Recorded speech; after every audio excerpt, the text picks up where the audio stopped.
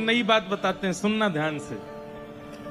हमारे ठाकुर जी टेढ़े काय को खड़े हैं, कई इसके पीछे बातें बताई जाती हैं, पर वास्तविकता यह है कि किशोरी जी, ललिता जी ठाकुर जी के किसी अंग को देखती हैं, विशाखा जी किसी अंग को देखती हैं, सब सखियों के कोई नेत्रों पे अटकी है, कोई नासिका पे अटकी है, कोई कानन पे अटकी है, कोई लटान पे अटकी है, कोई हाथन पे अटकी है, कोई चरणन में अटकी है।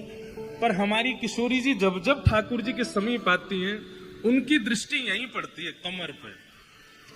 किशोरी जी ठाकुर जी की कमर ही देखती हैं।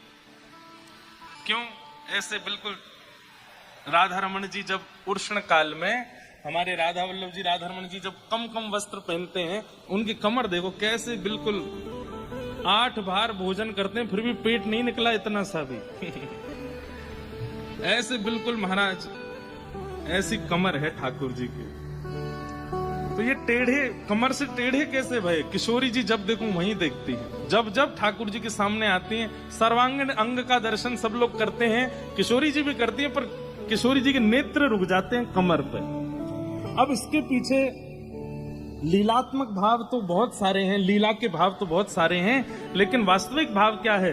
पूरे ब्रह्मांड को ठाकुर जी अपनी अंटी में बांध के कमर में ही रखते हैं। तो किशोरी जी वहीं देखती रहती हैं, कौन पे कृपा करनी है, कौन पे अनुग्रह करना है, कौन पे न्याय करना है, कौन पे अन्याय न कर रखो, आदि आदि जो भी भाव।